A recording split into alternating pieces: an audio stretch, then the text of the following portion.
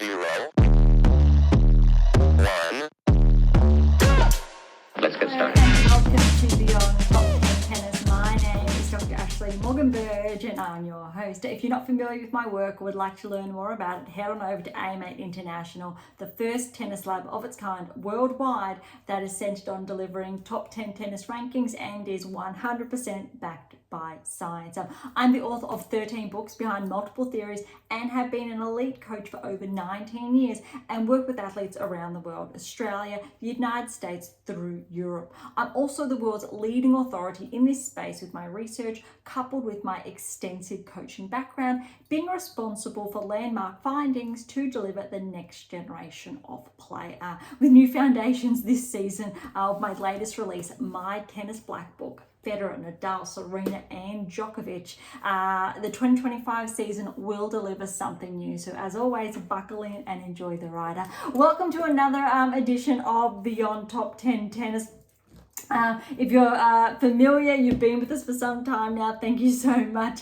If you are new, welcome. As always, I really would encourage you to track back to early episodes, but even better for each and every one of you to get your hands on My Tennis Black Book. There's no actually and in there. It's Federer, Nadal, Serena, Djokovic, in order of Grand Slams and continuing. So obviously Federer kicked that off, followed by Nadal, then Serena and Djokovic and counting, and really how it's infused with data. But as you work your way through this book, it will actually guide you from what episodes you should listen to, topics in there that you should be reading every week. So it's essentially your weekly homework and your task book, what you should be doing every week. And again, if you've tuned into more recent episodes, you know that my next release, it's on its way. It's a couple of weeks away, but it goes hand in hand with your black book, and essentially it's a journal workbook, as you please. I won't drop the title just yet, but in conjunction with your black book, it's where you are going to write a lot more of your notes. If you do have a copy, you will see different pages dedicated to complete, and really this next release provides more room, more space to pen down all of those top secrets essentially.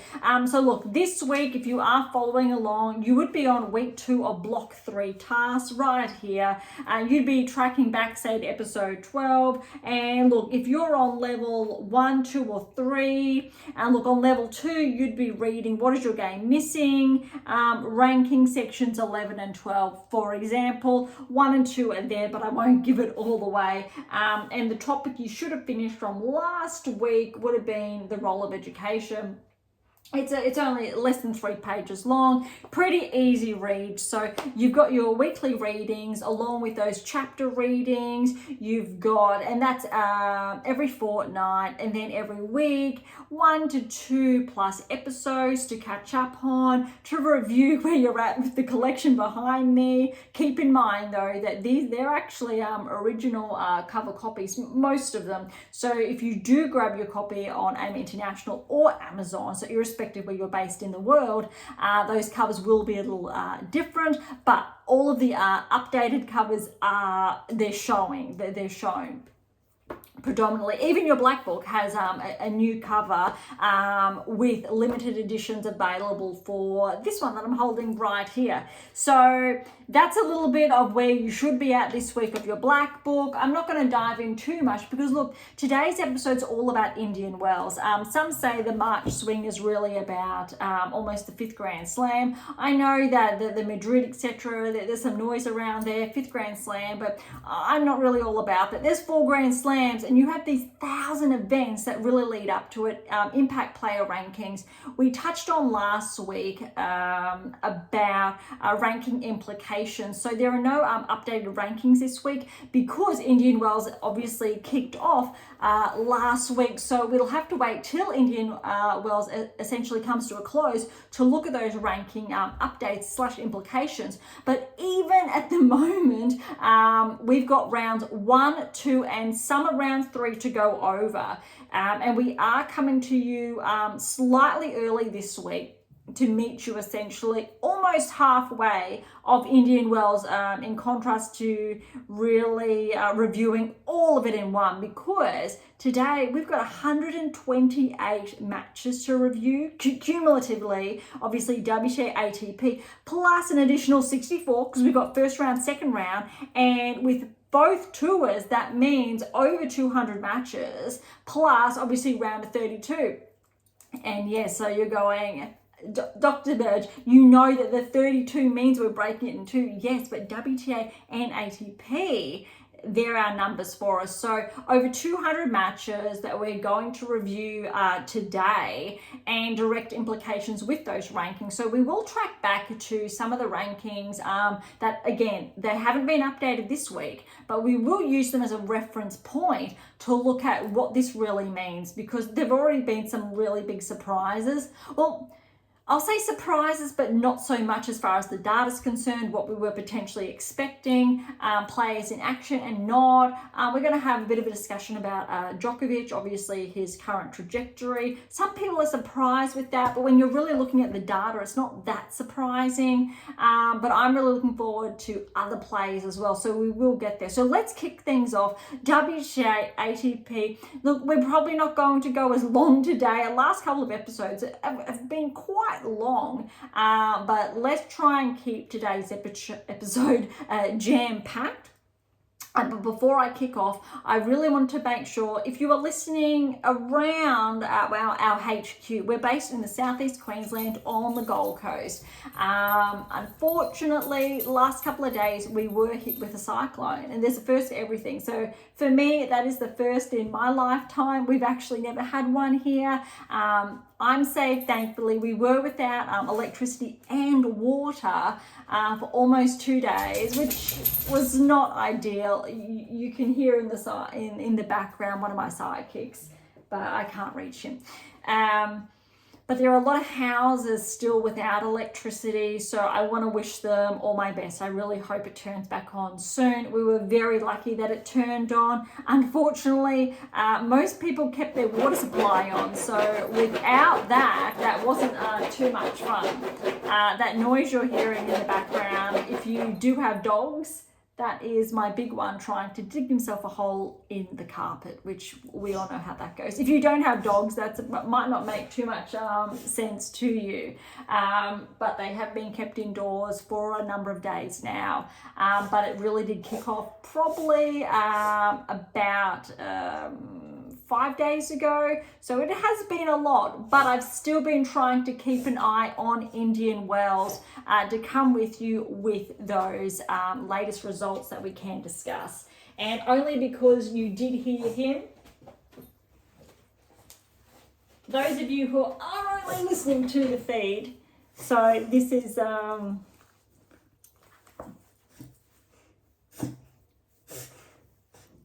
he got a little bit too excited, digging himself a hole. And I don't normally share with you these guys, but when you do hear them in the background, here they are. So I need to make sure, he calms down, but both of them, there is a smaller version, and there's seated elsewhere. All right, so Indian Wells, we will get that underway. First round, and we've got Sabalenka with the bye, starting with Kessler, then Blinkova, 6-1, 6-2 to Kessler, probably as anticipated. Bronzetti and Kalinina, I'm going to call this a little bit of an upset here. 6-4, 7-5 to Bronzetti. Fretch, 30th seed with a bye. I'm going to try to go quite quickly through these first round results, essentially so we can look at obviously the seeds that did have a bye and those encounters. Alexandrova, 20th seed with the bye. Kudermetova, Polina against Liu, 4-2. Cartel, I believe she was one of the qualifiers, and Lepchenko, well done. She got through to the second round, 7-6, 8-6, 6-2. 6-2 for her. All right, Haddad Maia, 16th seed with the bye. Kazatkina, 12th seed with the bye. Inglis and Kenin, I believe Inglis did qualify as well. Kenin's on a roll. She's been playing very good lately. 6-2, 6-1. McNally and Tomljanovic. Look, Tomljanovic, she did actually qualify, and there's 2 rounds of qualifying, so third match there. Really disappointing for her that she had to retire. Look, 6-4 first set to McNally, but Tomljanovic obviously was in it there with a shot. So well done to McNally to, I guess, push through there. Hoping Arja has a quick recovery there. Samsonova, 24th seed with the bye first round. Fernandez, 27th seed with the bye as well. Victoria Kudermetova is the player, remember, Australian Open. I believe it was a round of 16 she tracked to. Quarterfinals, I'm going to go round of 16. But she's fallen actually to Christian, 2 and 3. So Polina Kudermetova that I mentioned earlier, she's the one, I believe she made the finals. I'm going to say finals in Brisbane. And she's actually ranked below her sister. It was actually Victoria who's ranked ahead, but it's actually closing in, which is a little bit interesting to follow. Graba and Djokovic with the win there. 3 sets, 2-6, 7-5, 6-love. Paolini, 6th seed with the bye. Gorf, 3rd seed with the bye. I'm just sharing the seeds because we know there's been a bit of a change in the rankings over the last couple of weeks. Obviously, we're used to having Paolini with the 4th seed, for example, next to her.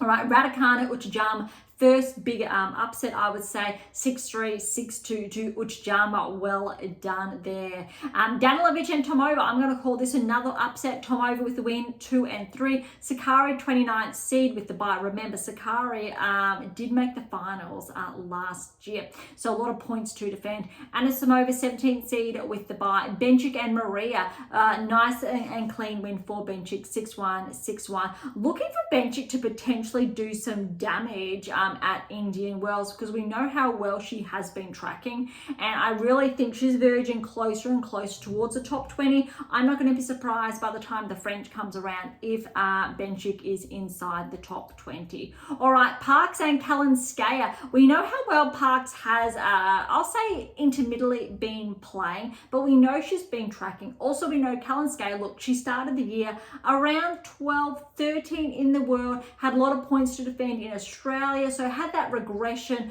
and she's actually taken a bit of a hit in the recent weeks because she would have been seeded arguably maybe a few weeks ago, but she's not seeded here. But Parks, she really took the advantage here. 6-4, 6-3, huge win for Parks. Unfortunately for Kalinskaya, she may see a bit more of a rankings regression there too. Shinada, 13th seed with the bye. Navarra, 10th seed with the bye.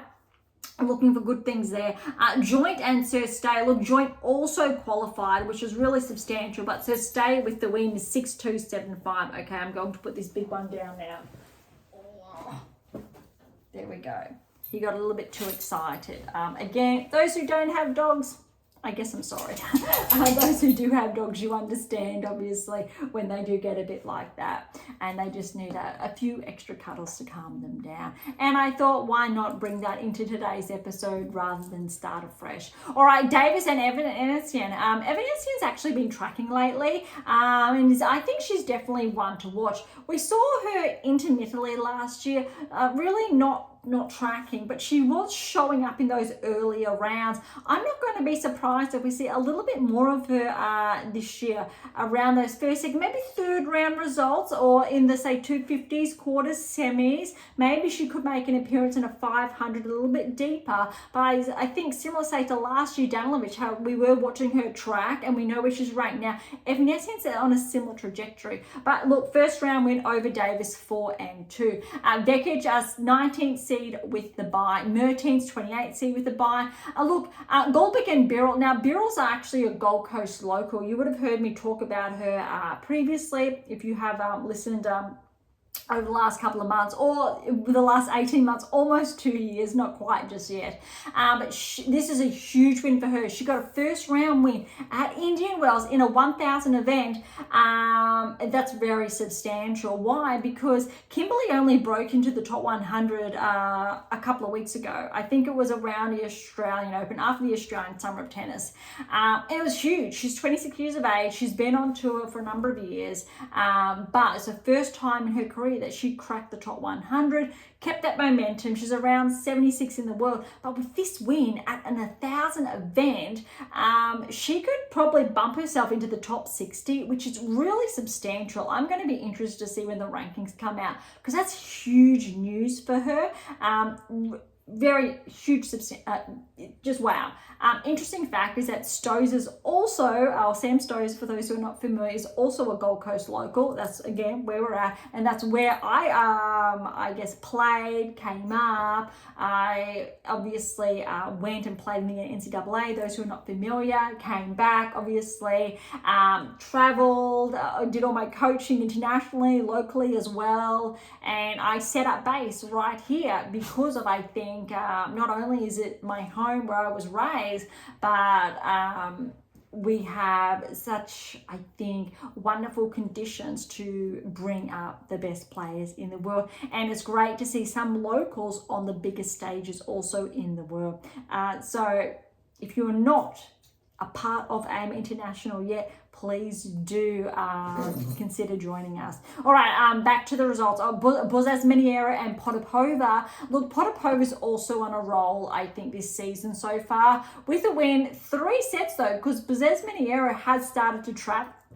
6-7, and that was 5-7 in that tie break. 6-4, 7-5. Keys the 5th seed with the bye. Rebekina 7th seed with the bye. Buskova and Lamens with a win there. 3-6, 6-3, 6-3. Leah Bagu with the win here. 7-5, 3-6, 6-1. Balta's the 25th seed.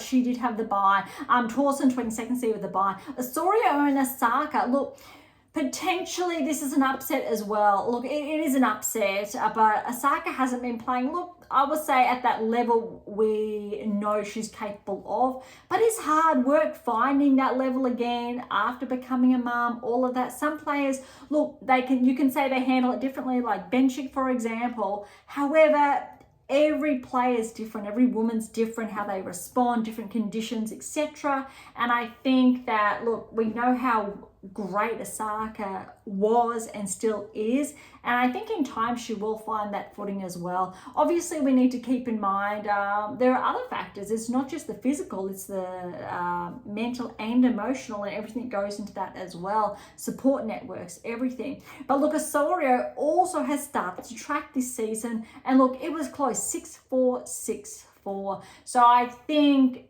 it's still a good match for Osaka. May lose a couple of points, maybe not. I'm not too sure there. But still, I definitely am confident that Osaka has that capacity to break back inside the top 30, let alone probably the top 20 this season. I know she didn't do it last season. We did think it was going to happen last season, but look, the results just didn't stack. She still has that game. I'm not that sure / confident with those coaching choices that she has made, but let's give her time. And I think when she finds that right coaching unit, that she will find that footing again to track towards, say, top 30, top 20. All right, Kvitova and Gracheva. So it was great to see Kvitova back in action. Look, Gracheva and Kvitova pushed her to 3, but obviously it wasn't to be for Petra. Gracheva with that win, 4-6, 6-3, 6-4. Mira Andreeva, 9th seed with the bye. Collins, 14th seed with the bye. I believe Collins has some points to defend. We do know that. More so points in Miami. I believe she won Miami last year. But still, I think last year at Indian Wells, Collins did get a few rounds. So it'll be interesting to see as far as her rankings concerned. I'm predicting potentially Collins may bump out of the top 20 after Indian Wells if she doesn't really track, because we really haven't seen that level of play that we got used to last season. And again, our data supported, obviously, rankings, etc. So those of you who are not familiar with the ranking, the power of the data, players like Collins and even Andreeva, but Collins is a really great example of what our data said early on in the year, how she broke inside the top 10, those results, and our data was essentially with her all the way. All right, Baptiste and Osagwe, I apologize as always for the mispronunciation. Baptiste with the win there, 1 and 2. Kruger Volnets, Kruger with the win, love 6, 6-2, 6-2. 2. Wow. Okay, so obviously Volnets, she just came out of the gates firing. Kruger wasn't there yet, and then Kruger found her rhythm. Svitolina, 23rd seed with a bye. Ostapenko, 26th seed. Again with a bye. This time last year, Ostapenko was probably ranked just outside the top 10, so big change there. Similar, we know, with Sakari was top 10. Sheriff and Wang with a win there, 4 and 5. Stearns to Lynette. I'm going to say this is a little bit of an upset with Lynette with a good win there, 6-4, 4-6, 6-3. But we know how well Stearns has been playing lately. So look, it was pushed to 3 by Lynette. I'm going to say she just needed a bit more rest there. And look, great opportunity to go back to your black book is that it talks about periodization, correct chart work planning of your schedule, and little bumps like this. If you have a huge week, sometimes you need to play back-to-back weeks, and if it's not managed correctly, these things happen. Potentially in Stearns' case, it wasn't probably anticipated she'd go as far, but look, she really is on a roll. So I'm really looking for good things from Stearns. Top 30, maybe top 25, around mid-season if she keeps up with the results that she has been having. Pegula, 4th seed with a bye. So it's unusual to see Pegula with that number 4 there, but this time last year it wasn't thereabout. So again, good to see Pegula back there. I'm hoping for good things. Zhang, 8th seed with a bye. We haven't seen much from Zhang over this season yet, so it's going to be interesting to see how she performs. Azarenka and Nogui, 6-4, 7-6 to Azarenka. That tiebreak was 9-7. Shramkova, Sun, very good win. It was tough, 6-3, 1-6, 7-6, 7-2. 10-2, my apologies. That's a tough one because we haven't really seen Lulu back in action really with those results since her run at Wimbledon last year. So looking for some positive metrics from Lulu would be great to get her back on track where she was around midway last year. Noskova, 31st seed with a bye. Kostruk, 18th seed with a bye. Montgomery over Naimina, 3-6, 7-5, 6-2. Dolheit over Rakimova, 6-3, 7-6, and that one was 7-3. Lies with a bye. That's really interesting. I believe Lies had to qualify. Got a little bit lucky there with a bye first round. Mokova, 15th seed with the bye. Zarazua, Kokureto with that win, 6-4, 1-love, and then Zarazua had to unfortunately retire. Karl and Siniakova with the win, 2 and 1. Putintseva, 21st seed with the bye. Jabeur, 32nd seed with the bye. Yastremska and Yuan. Yastremska would have been probably seeded this time last year with the win over Yuan, 2 and 4. This is really big because Yuan, I believe, we did go over this last week's episode. I think Yuan made the quarterfinals or thereabouts this time last year. Could have been the semis, but I'll stick with quarters because it's not right in front of me. But that's a big win for Yastremska. But Yuan's going to lose, I'll say, a number of points because of losing early or in the first round. Garcia and Garcia with the win there, 3 and 4. And Swiatek with the bye. That's a lot. See, and that's only the first round, a 128 draw. It's huge. Similar draw to a Grand Slam. I think the biggest difference is obviously the top seeds have those byes in the first rounds, which obviously we would not see at the Grand Slam level. All right, second round, here we come. Sabalenka and Kessler. Sabalenka's first test, 7-6, 6-3. Look, it was close. Well done to Sabalenka. That tiebreak, 7-4. Kessler really held her own. Sabalenka got the break to go up 4-3 in that second set, and then obviously closed out the match. Bronzetti and Frech there. So Frech, 30th seed. Big upset. Bronzetti with the win there, 6-3, 7-5, which sets up Sabalenka third round against Bronzetti. Draw is working in her favor. Pay attention to this because some of the other results, when we're looking even at Swiatek's quarter or her half, it's actually a lot more trickier. So the draw is actually working for Sabalenka at this stage. All right, Alexandrova and Kudermetova. And so Paulina Kudermetova's upset the 20th seed 7-5, 6-2. And Haddad Mayer, 16th seed Cartel's upset the 16th seed 6-2, 6-1, which means around a 16, Sabalenka potentially will get an unseeded player. That's big news. So essentially, we're looking at Sabalenka with a relatively easy draw as far as seeds are concerned through to the quarterfinals already. already. That's very significant. All right, dropping down further here, we've got Kasatkina and Kenin. That's big news. But look, we know how well Kenin's been playing lately, but excuse me, and Kasatkina are too good. 3-6, 7-5, 6-4. But you really need to give Kenin credit because she pushed a player who was only ranked inside the top 10 a few weeks ago to 3. Look, Kenin, she's definitely capable of top 30. I'm curious to see if she keeps this momentum up, if she's able to push back inside the top 30. McNally and Samsonova. Samsonova, 24th seed, got the win. 7-6, 10-8, 6-4. So Kasatkina and Samsonova will face off in the third round. All right, Fernandez, 27th seed, and Christian's big time upset there. Christian with the win, 5-7, 7-6. And that was 7-5, 6-3 to Christian, which means, no, we're still going down a little bit further. We've got Djokovic and Paolini next. Paolini with the win.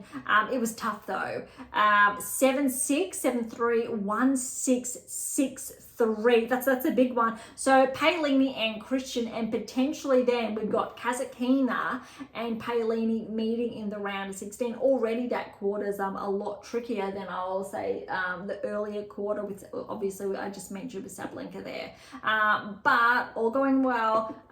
That's still a tough one. 12th and 6th seed respectively facing off in the round of 16, obviously favouring seeds here. Going down now, we've got Gauff and Uchijama. Gauff really was pushed by Uchijama, but well done Uchijama because she got the win over Raducanu. Almost got the win over Gauff. Look how close this is. 6-4, 3-6, 7-6. There's 10-4 there. That's big. Gauff just scraped through. But well done to Coco. That's impressive. But also, all credit to Uchijama pushing 2 Grand Slam champions. Well, getting win over one and pushing the number 3 player in the world. Very, very close. All right, Sakkari, Tomova. I was a little bit nervous for Sakkari, but a very good start. 6-love, 6-3. But that also means Sakkari and Gauff are going to face off in the third round. That's big. Okay, Anisimova and Benchik. This was potentially a favourite towards Anisimova, 17th seed, just broke into the side, the top 20.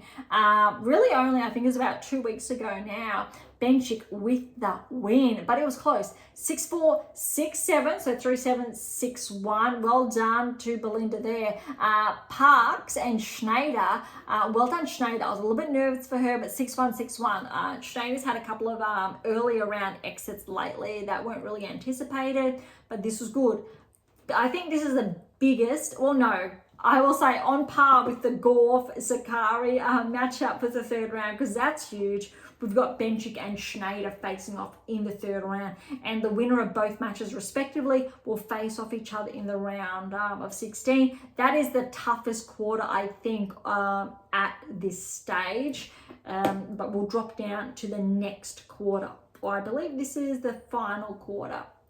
All right, Navarro Sestaya. Look, Navarro likes those 3 setters, and I believe Sestaya was up 5-3 in the third here. So spoiler that yes, Navarro went on to win it in a tiebreak. Look at this: 3-6, 6-1, 7-6. 10-3. See, huge. Sestaya was up in that match, 5-3, and Navarro took it out in a tiebreak. Nerves of steel. Vekic and Evanesian. Good win for Vekic here, especially for what I just shared about Evanesian. Also because Vekic has had some of those earlier round losses. Good match here, 3-3. Vekic will play Navarro. That's a huge third round match. That's going to be really interesting as well. All right, Mertens and Birrell. So Mertens did stop Birrell's run there. 4-5 to Mertens. And Keys, first match back, I believe, since essentially winning her first Grand Slam. Good win over Potapova. That wouldn't have been easy, but 6-3, 6-love, great form. She's got Mertens next. And the winner, potentially, Keys will face Navarro in the round of 16, obviously favouring seeds there. That will be really interesting. I'm curious to see how Keys is going to track after obviously winning that Grand Slam, because we haven't seen her in action. And I think it's going to be a lot of fun. All right, Rybakina got through against Le Mans 3-3. Bulter got through over Berge 6-7, 2-7, 6-3, 6 love. So Rybakina and Bulter have faced off in the third round. So this is where some of those third round matches have already gone underway, but I'll hold off. I'll finish the second round before we go in the third round. But Rybakina and Bulter have faced off in the third round. All right, Torsen and Osorio, and we know how well Torsen played against Sabalenka. Got that win 7-6, 7-5 against Osorio. She's got Andreeva next, who got the win over Gracheva 7-5, 6-3. Collins, good win against Baptiste 5-7, 6-2, 6-4, and Svitolina Kruger faced off. Svitolina with the win there 6-1, 6-7. That's a 10-8 or 8-10. 6-3 to Svitolina. Well done, Kruger, pushing Svitolina all the way, but that also sets up a Svitolina Collins third round encounter. We'll get to that shortly. Ostapenko and Wang. Biggest upset, I would say, of round 2 is Wang with the win over Ostapenko, 4-4. Pegula Lynette, 4-2 to Pegula. She's got Wang next. This was the big one. Waiting to see how well Zheng would play, because we haven't really seen her play too many matches so far this quarter, especially with that surprise first round exit at the Australian Open. A bit of a rankings regression, but she's got Azarenka second round and she got through 3-4. That's a big win for her. All right, she's got Sun next, and Sun upset Noskova, the 31st seed, and Noskova's been on a roll, 6-1, 6-4. That's a solid win for Lulu. Let's see how she plays against Zheng in the third round. All right, Kostyuk Montgomery. Kostyuk's got a lot of points to defend here as well from last year, but good win here, 6-1, 6-3. Dolhide got the win over Lies, 7-6, 7-3, 6-4. Makova and Kokureto. Makova with the win, 4-3. Siniakova Putintseva, another upset. Siniakova 2-2 over Putintseva. She's got Makova next. Yes, Stremska has upset Jabeur. Jabeur really was favoured here.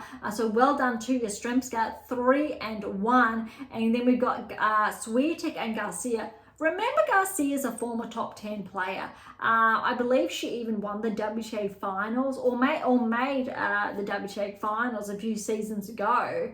And this scoreline's brutal. And I believe it's similar. It happened a few weeks ago. 6-2, 6-love. Ouch, that's really impressive from Swiatek. We know she's the defending champion, so she really needs to amp up her game. All right, let's go to the third round matches that have, been done. We're starting with the Rybakina section, so that's the marks at halfway point. Rybakina and Bulter for the third round. There's goes my pen for those who are tuning into the video feed. 6-love, 7-5 to Rybakina. That's brutal, but that really shows that Rybakina means business. I think she's starting to find that form again, and I definitely think she is on track potentially for a semi-final, no, I'll say quarterfinal clash. Actually, I'm going to take that back, because look at how this draw's panning out before I say too much. So, track back. Rybakina's through to the round of 16, but look at this.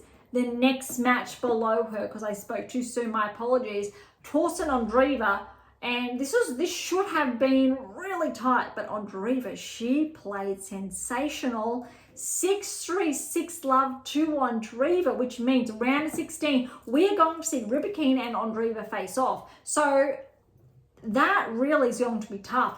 I was about to say Rybakina is on track to the quarterfinals to meet, but I'm going to pause that because Andreeva, I kind of want to favour Andreeva. But look, that Rybakina Andreeva should go to a 3-set match, but that's going to be, I think, really interesting to see. I probably want to give Rybakina a bit of an edge. She may have a little bit more gas in her tank because Andreeva's been playing a lot of tennis lately. She's been playing phenomenally. Rybakina might have some fresher legs, maybe, but that one's a little bit tricky to call. All right, going down, and we've got Collins and Svitolina in the third round. It's been finished earlier today. Svitolina with that upset 2-4, which means that Collins is going to lose points. Svitolina, again, if you've been following Beyond Top 10 Tennis, you know that I've been saying she does correlate with the top 20 ranking, if not potentially at times top 15. And maybe if Svitolina plays really well at Indian Wells, maybe pushes through to the quarters, maybe we could see that, you know, her break back into the top 20 again, maybe top 15 this season.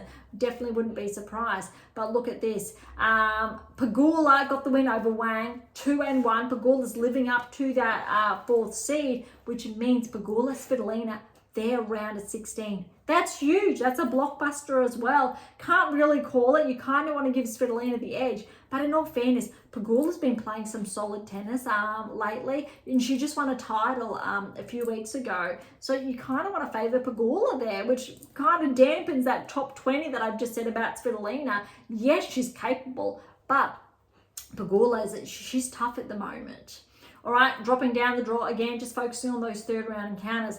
Zhang and Sun, they are actually in action as we speak. It's just gone live, literally 15 love Sun. So that is live. We may be able to report on that after we've done the ATP Tour updates. We'll see how close this one is.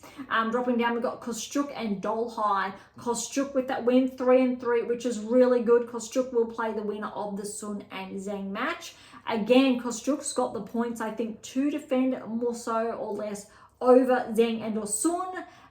So let's see how far Kostyuk can track. Curious to see how well Zhang plays in this third round encounter with Sun. All right, Makova, Makova with the win there, 7-5, 6-1. And look at this, Swiatek, Yastremska, again, similar scoreline from a few weeks ago, 6-love, 6-2 to Swiatek. But it also means Swiatek and Makova have each other in the round of 16. That's going to be huge. So you heard earlier how well Sabalenka's half is looking or quarter's looking. A lot more easier, I would say, a lot more streamlined than Swiatek's section of the draw, in all fairness. So that's going to be really interesting, I think, to watch. We've got a lot of those round of 16 matches for the bottom half of the draw already panned out, and we will see later on, and we will essentially clump these round of 16 matches that are yet to be completed in Sabalenka's section of the draw through to next week's or the following episode when we round up, obviously, the round of 16 onwards with a couple of those third round results as well, because there are so many matches again today to get through. Again, over that 200 mark. That's huge. But we are going to keep tabs on that Zhang match, because that's the last match of the quarter or of this section of the draw to be finalized or finished, so just so we can obviously keep pace with obviously everything that has been going on. All right, so that's that for Indian Wells on the WTA Tour. So we are going to head on over now to the ATP Tour. We're not going to look at rankings because we did touch on that in last week's episode. So let's have a look now at how ATP has been unfolding, and we'll go from there. All right, so Zverev was the number 1 seed, Alcaraz second seed. So some of you may or may not know how this has unfolded, so bear with me, please, as always. All right, so Zverev first seed with the bye. Grekenspor, Keknovic, Grekenspor with the win there, 6-7. 5-7, 6-4, 6-3. We know how well Grekenspor has been playing this season with a number of upsets already under his belt. Keknovic has also caused some upsets and has been tracking. So that's a very good win. But yes, 3 sets really deservingly, I think, for both of those players. Marazon with the win over Martinez, 3-2. Mapesh Perigard, 29th seed with the bye there. Makak, 19th seed with the bye. Bublik and Watanuki's qualifier, 3-set win there over Bublik, 6-3, 3-6, 6-3. Bautista Agut and Zuma. Zuma's a qualifier, 6-3, 1-6, 7-6, 10-4 there to Zuma. Well done. Tiafoe, 16th seed with the bye. Rune, 12th seed with the bye. Mutay had Thompson. I'm going to call this an upset. Mutay with the win over Thompson, 6-4, 4-6, 6-3. Nishikori and Mina. Nishikori, great first round win, 6-2, 5-7, 6-3, 10-3. That is going to help Kay's ranking. I'm hoping, because we know he's been getting a couple of wins under his belt, which is really nice to see. We know how well he played, all the injuries he's dealt with in more recent years, so it's really great to see him back on tour. All right, Humbert's the 18th seed with the bye. Berrettini, 28th seed, so it's great to see Berrettini seeded again with the bye. O'Connell and Carabel Spinac. O'Connell with the win there, 6-3. Love 6-1. Well done, O'Connell. Seiberg White with a win over Muller, 4-6, 7-5, 7-6. The 10-6 there. Tsitsipas, 8th seed with a bye. Ryder's the 4th seed with a bye. Garon over Bashashvili, the qualifier, 7-5, 7-6. 7-3 there, well done to Garon. Berge over Quinn, the qualifier, 7-6, 6-3. That tiebreak was 7-2. Popper in 26th seed with the bye. Phil's 20th seed with the bye. Zhang and Diallo. Diallo was a lucky loser and he got the win over Zhang. 2-6, 6-2, 7-6, 10-7 there. That's nice and tight. Sauflin and Opelka. Sauflin, a bit of an upset, but look, Opelka's a wild card, so not too much of an upset. Well done, Sauflin. 7-5, 6-4. Mazzetti, 15th seed with a bye. Paul, 10th seed with a bye. Boyer, wild card. Vukic, Boyer with the win there. 4-6, 6-2, 7-6, 10-4 there. Norrie and Nardi. Norrie with the win. Love in 3. Lecheckers, the 23rd seed with the bye. Mitchelson, 31st seed with the bye. Smith's the qualifier, and Caboli, this is an upset. Smith got the win over Caboli, 3-6, 6-2, 6-2. Bashavetti with the wild card, and Boo with the win, 7-5, 6-4. Medvedev, 5th seed with the bye. Rublev, 7th seed with the bye. Interesting to see Rublev with that 7 next to his name again. As far as seedings rankings are concerned, we know that progression from the in recent weeks. I'm anticipating a bit of a regression in the coming weeks. Analdi and Kokovic. Analdi with that win, 6-3, 5-7, 6-4. Shevchenko and Hijaka, that's a very good win for Rinky, 6-1, 6-3. Nakashima, 32nd seed. Kakanakov, 22 or 22nd seed. Cherry and Menzik with the win, 6-4, 7-6, 7 or 8-6 there, my apologies. Navone and Teen, would have been great to see Teen push through, keep that bit of that momentum on his side since Australia, but Navone with a win there, 7-5, 6-4. Shelton is the 11th seed with the bye. Draper, 13th seed with the bye. Fernley and Fonseca. Fonseca got the wild card, and look at this, he got that win over Fernley, 6-2, 1-6, 6-3. I believe that is going to help Fonseca's ranking just a bit. Let's see if he's able to track, but he is a tough match in the second round, which we will get to shortly. Brooksby, protected ranking there, and Bonzi, but well done Brooksby with that win, 1-6, 7-5, 7-5. Ogor Lissame, 17th seed with a bye. Tabillo, 30th seed with a bye. 2 and Laktovic with the win over 2, 6-2, 6-love. Gigante's a qualifier, had Baez. We know how well Baez has been playing. I believe he won that title last week. And look, Gigante, the qualifier, has upset Baez. 3-6, 6-1, 6-4. I think that has to be one of the biggest upsets in the first round. Fritz, 3rd seed with a bye. Djokovic, 6th seed with a bye. And Van der Zandschulp had Kyrgios first round. Good to see Kyrgios back. Didn't really go to plan. Look, neck and neck first round, 7-6. And look, Van der Zandschulp was a lucky loser. And that tie break there was 9-7. Van der Zandschulp started to run away in that second set, 3-love, and then unfortunately Kyrgios did have to retire. I believe his issues, again, with his wrist. It's a bit of an interesting discussion if we'll just take a little bit of a pause here, because it really hasn't been spoken about over the years that Kyrgios's game really is dependent on his serve. Those ground stroke, look, a few years ago they were solid, but the game's evolved. You've heard me over and over again, next generation to play those 8 keys, what you need to be a top 10 player, etc., to really overperform at the best level.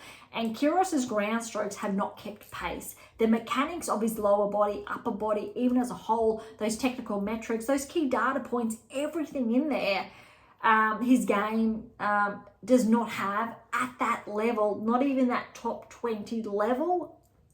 His serve's phenomenal, no question.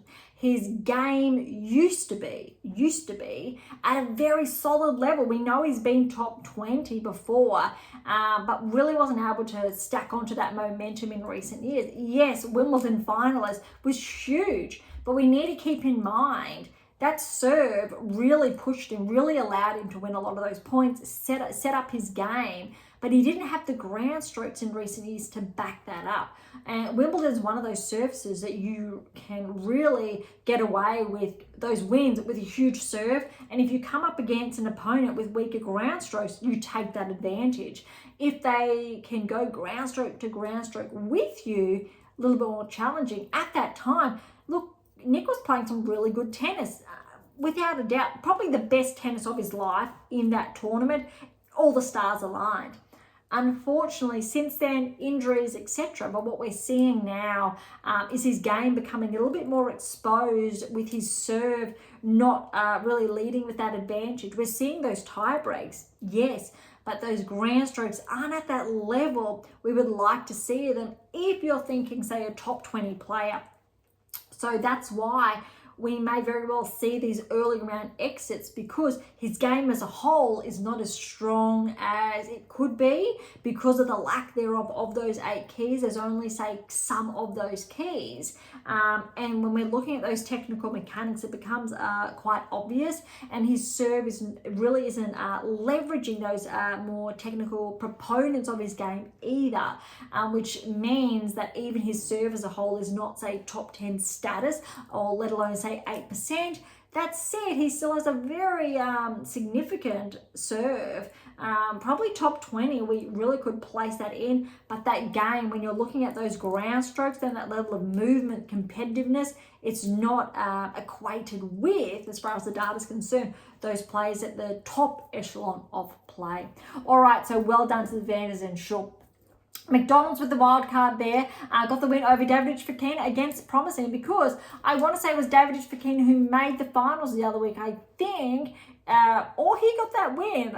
It's been a very big week. You need to excuse me with the cyclone and everything. Hopefully, I wanted to come back as soon as I could to share these updates of Indian Wells with you, but it's still, it's been a very big week. Well done to McDonald there. Cirilundo, 25th seed with the bye. Hercax, 21st seed with the bye.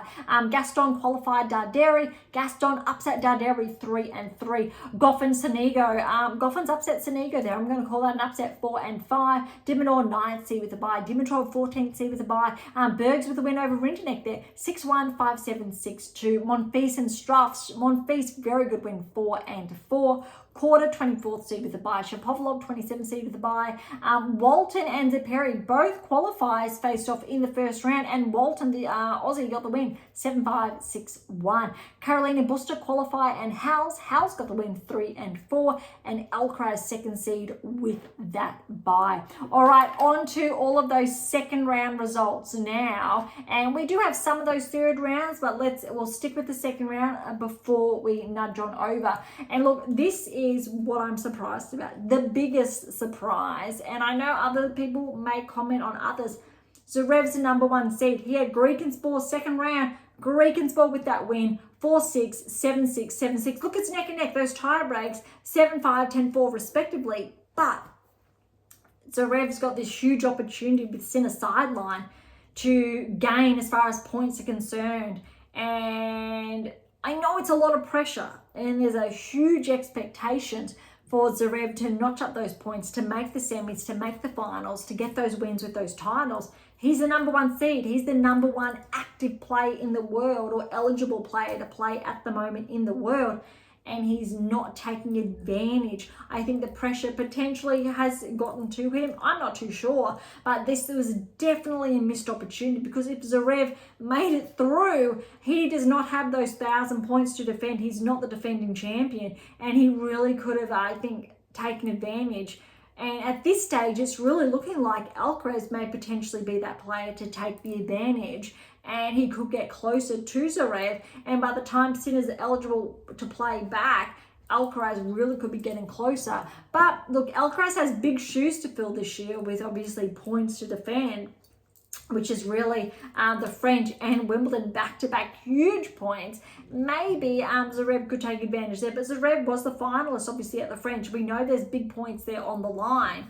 So, look, we may really see a bit of a shuffle in those top players. Let's see how well Alcaraz plays at Indian Wells. I'm curious as well. But Zverev, this is a very big missed opportunity, I think, as well. All right, Mapesh Pericard, second round, had Marazon. Good win there, 6-4. Marazon did have to retire, although in that second set. Makak and Watanuki. Watanuki's a qualifier. Makak 19th seed. Watanuki has upset Makak. Look, it was 4-6, so Makak got that first set. Second set, 4-2, and then Makak had to retire. So that's 2 retirements back-to-backs.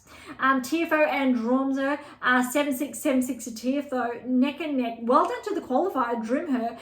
Those tie breaks were 7-4 and 10-7 respectively. Rune with a win over Mute, 2-4. Humbert upset, well, Nishikori. Humbert was favoured with his ranking and seeding. 4-3. Berrettini, 28th seed with the win over O'Connell, 6-2, 7-6, 7-2 there. Tsitsipas, good win over Saberth Wild, 2-4. Rudd, 4th seed, has been upset by Garon, 7-6, 7-4, 3-6, 6-2. That's big. Let's see how it impacts the rankings. But again, look, Rudd doesn't necessarily correlate with that top 5 ranking at this stage. I won't be surprised if he gets bumped outside of the top 5. All right, Berge's Poprin with that win there, 7-6, 7-5. That tiebreak was 7-4. Phil's 20th seed over Diallo, the lucky loser, 2-2 to Phil's. Mazzetti and Sauflon, again, second round, 3-set win to Mazzetti, 7-5, 5-7, 6-2. Paul, 10th seed, had Boyer the wildcard, 3-1 to Paul. Norrie over Lecheka. Now, this is an upset because Lecheka is the 23rd seed, so very good win for Norrie. 3-6, 6-4, 7-5. Mitchelson, the 31st seed, over Smith, qualifier, 3-4. Medvedev, 5th seed, good win over Boo, 2-2. Look at this. This is, again, probably the biggest, well, no, I'll say the second biggest upset of the second round. Rublev, 7th seed, and Analdi got the win. It's 6-4, 7-5. This is why I'm anticipating that regression outside the top 10 still for Rublev. I know he's progressed recently from 10 to 7 in the rankings, but we're looking at that level of consistency, those deeper runs, even if it is those, round of 16s, quarterfinal results, consistently at these big events, but we're not consistently seeing that from Rublev. So well, let's see what happens. All right, Nakashima and Hajaka. Nakashima got the win there, 5-1, so 7-5, 6-1. Kakanakov and Menzik, good win for Kakanakov. Tough.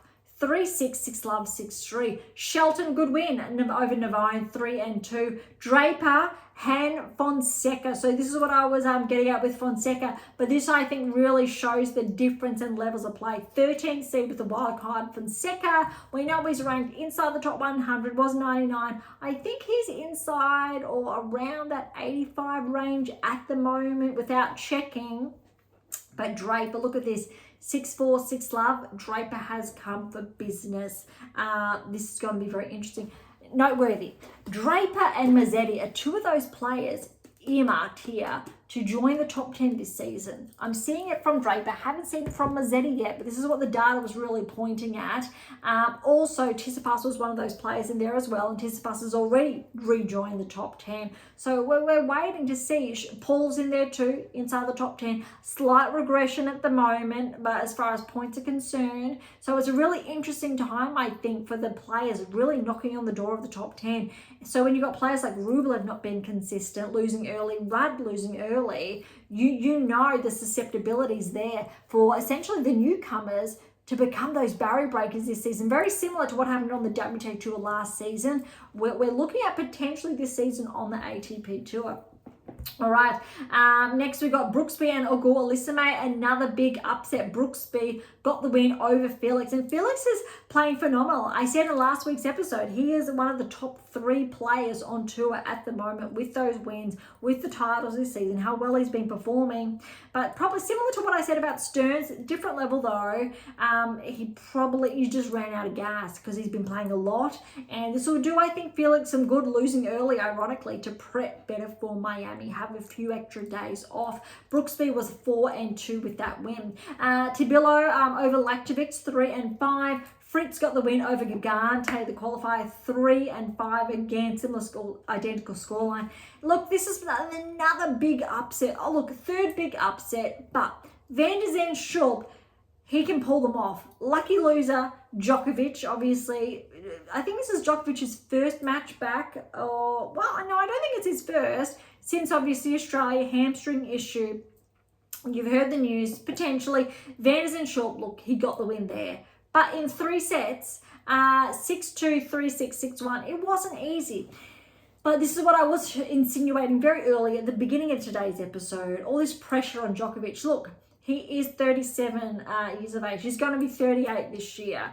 And he's still a top 10 player. Phenomenal. But look, we know he can't win them all. We know he needs to judge that schedule. And we know he planned for Grand Slam performances. Again, periodization. Again, all in here to help you plan all of that. So it's not that shocking. Djokovic has big points to defend at the Grand Slam level. Not so much at these lower tier events, so non-Grand Slam, even though it is a 1,000 event. In the last few years, we've seen a little bit of a slide as far as those results are concerned. Let's see how Djokovic plays come Miami, for example. But look, we know how well he played in Australia, which is less than 2 months ago, to put that in perspective, which essentially is less than 8 weeks ago, again, to put that into perspective, or around 10 weeks ago, I'll say, to fairness. And again, he's rehabbed that injury. He said he's full fitness, but again, it's that match play. Let's see what he's like when he has all those matches under his belt. I don't think it's fair to say write him off, but we're starting to see a pattern as far as the data is concerned, with a bit of a regression in performances. You can't essentially expect Djokovic to win Grand Slams every year for the rest of his career. There is a point, and it happened to Nadal, it happened to Federer, it happened to Serena, where there's that drop-off, where even if it's subtle, you see a little bit of a drop-off starting to happen. That was last year for Djokovic. Very ironic, I know, because he won gold at the Olympics. He still made the finals of Wimbledon, for example. So he's still playing huge tennis, except the bar is it's so high that he just needs to drop it a little. And we started to see that last year, just a little, it's starting to drop. And we're starting to see that again this year. We're only very early in there, first quarter still, but we're seeing it drop. Which means potentially, if Djokovic does not make the finals at Wimbledon, he's going to drop some more points. If he doesn't, I don't think he's got that many points to defend this year, other than obviously we know up until now, some points in Australia, again, lost.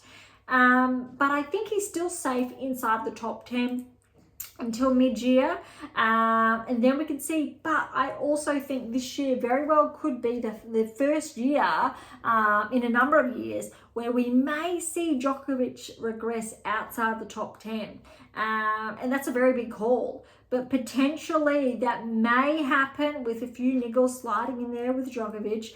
We could see this if he's not defending those points, if we're not seeing that level of consistency we're so used to with that momentum. What I was sharing about Rublev, my apologies, about we need those round of 16 quarterfinal results, semi-final results, or wins consistently to be that 8% player. So again, 8 keys, 2%, 8%, etc. But that's really important.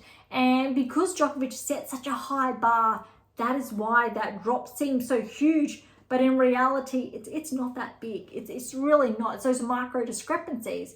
But again, because Djokovic was at such a high level, even the slightest blip will come with that scrutiny, unfortunately. I don't think it's time to write him off in any way, shape, or form. But we do get to mark those slight regressions happening in a player's career at that level, And we've done it with Federer, we've done it with Nadal, and we've done it with Serena. And this period is marking a slight drop for Djokovic. So it's more of a take note. We may see that continue to slide. It could be over the phase of 2, 3, 4, 5 years. I think 5 is a bit of a stretch. I'm going to say over the next 12 to 18 months. Or it could happen more drastically in the next 6 to 12 months. But I think it's going to be very interesting to watch. All right, again, still second round results, back to it. McDonald and Cirilundo. Cirilundo, 25th seed, got the win over McDonald, 4-6, 7-6, 6-1. Hercax, good win over Gaston, 5-3. Dimonor over Goffin, 2-2. Dimitrov over Borges, 3-4. Monfils has upset quarter, 24th seed, 7-6, 7-6. 7-2, 7-4 respectively. Great win for Monfils there. Shapovalov, he's keeping that momentum. Good win over Walton, 3-2.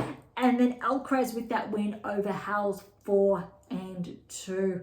All right, we've got a couple of third round matches. I think we've got some, I believe, that may be underway. And there's not actually as many third round matches that have been underway as the WTA Tour. But what's really interesting, I'm just quickly checking on the scoreline there, is that Griekenspor's win over Zverev was no surprise because he's kept that momentum in the third round to upset the 29th seed Mapesh Pericard, 7-6, 6-3. That tiebreak was 7-3, which means he's on a collision course for the round of 16 to play the winner of Tiafoe and Watanuki. And look, you need to give Griekenspor a shot there. I'm going to love to see Griekenspor crack inside the top 30 if he keeps this momentum up. All right, again, third round results. We've got Rune with a win over Humbert, so 12th and 18th seed respectively, 5-7, 6-3, 6-7-5. If, a very big if, Rune keeps this momentum going, and I think if Rune goes deep, I was going to say quarter semi-finals, Rune is one of the players that's in contention to become a barrier breaker this season. So we know Rune's been a top 10 player before. He very well could rejoin the top 10 in, I think, the coming weeks. Absolutely. But look at this. Tsitsipas with a good win over Berrettini, 3-3, which means Tsitsipas and Rune need to play each other in the round of 16. Tsitsipas, he's just broken back into the top 10. Can Rune break back into the top 10 as well? Paul's being just pushed out, and we will see shortly that that's a little bit not good for Paul. Rublev is regressing, so it may make some room as far as points are concerned for Rune to jump back in with Tsitsipas as well, maybe. Or if we couple together the results in Miami, so fast forward a few weeks, and if the results are very similar, then we could see both of these players inside the top 10 and other players in the top 10 regress outside. I think we very well may see a bit of a shuffle there, and some people may be very surprised with some current top 10 players out, because that 2% and 8% that we've spoken about at length, and again, if you're not familiar, that's that blue book over there, how to develop a top 10 tennis ranking. So that's my other release that came out 12, 13, 14 months ago. So we know what has happened historically on the WTA Tour in the past 12 months. ATP Tour, they're in for a bit of a shuffle, and this is why the March swing is really important. Okay, going down here, Garon has upset Poprin, 5-7, 6-3, 6-3, which means Garon's going to play the winner of Fils and Mazzetti. I think that's going to be really interesting there. Either way, look, Mazzetti has the ranking there, but Phil's, he's more than capable, I think, of joining the top 15 as well. Paul and Norrie, so Paul, good win there, 6-3, 7-5. But look at this, Mitchelson, Medvedev. Medvedev was up 2-love, and Mitchelson must have had retire there. So Paul and Medvedev need to face off in the round of 16. That's huge. Which means, let's say Medvedev does push through, Paul may lose a couple of points there, which won't help his cause of bumping back inside the top 10. However, if maybe 1 or 2 players inside the top 10 do not perform, Paul might get not points, but because of the points reduction or loss, maybe bump back in. Similar logic to why Pegula's top 4, because Paolini lost those points, wasn't able to defend them, just on that type of logic there. Okay, Analdi and Nakashima, they still have to play one another. Kakanakov and Shelton need to play each other. Draper, Brooksby, Tabalo, Fritz, Vandersen, Schulp and Cerulundo, Hercax and De Minaur. I think that's needs to be one of the biggest blockbusters of the third round. Dimitrov and Monfils, Shapovalov and Alcaraz, that's going to be interesting to need to face off. So we've only got a handful of third round matches that have been underway on the ATP Tour. And they are a little bit scattered, so some of them will finish today, others will be pushed over to next episode. I just want to check before we do head back on over to check the scores on the WTA Tour, if there are any planned for today. So just checking, yeah, so Michelson, he did retire. TFO is planned on playing today, it looks like. So a number of matches, Mazzetti and Phil's, we've just gone over. Yeah, so I won't go through all of them, but they've still got a number of matches to, I think, be underway. A little bit of a time zone difference, obviously Australia and California, obviously time zones. So let's head back to the Sun and Zheng match. And there really, I can't give you too much of an update other than it was on serve and Zheng has got the first break of serve. Zheng is at 4-3 in the first set. She did get that break of serve, so she is serving to go up 5-3. We may see obviously a bit of momentum there for Zheng. Keeping in mind the winner of that match will play Kostyuk in the round of 16.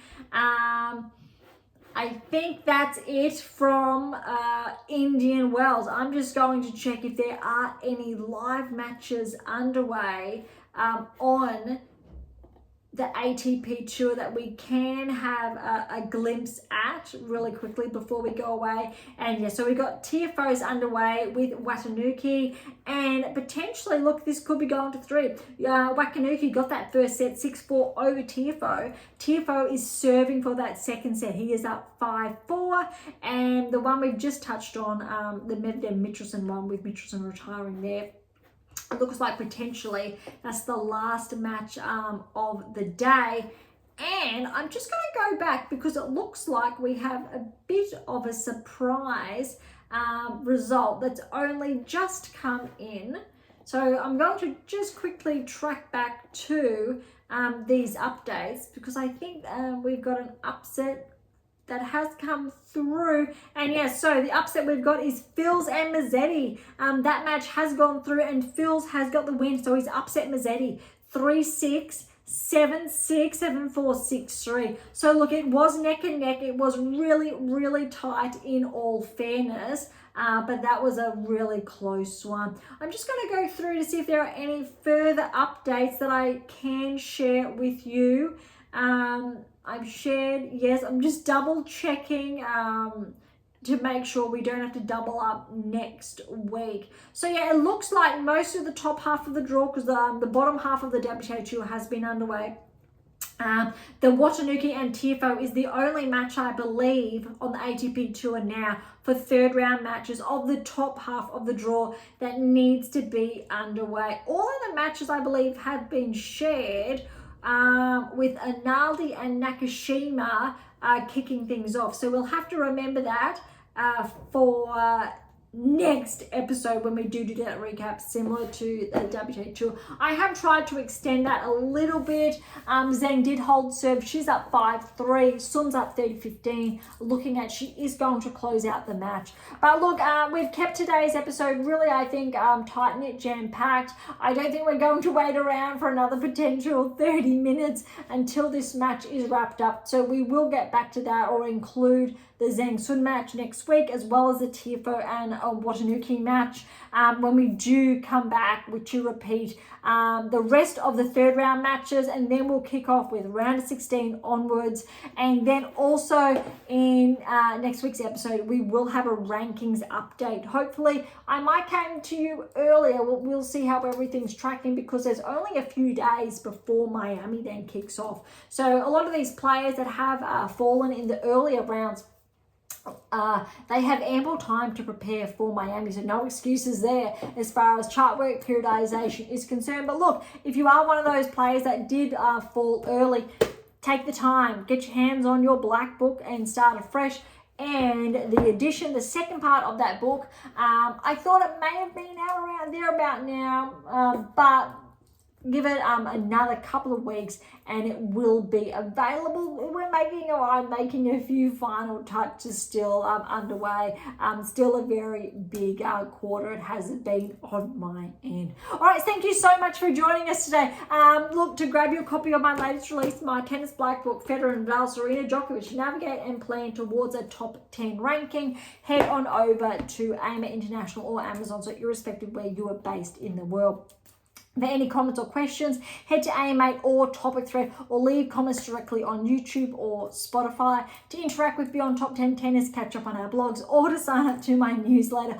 All links are in the episode notes, as well as how to access Pink Octopus books and Spruik.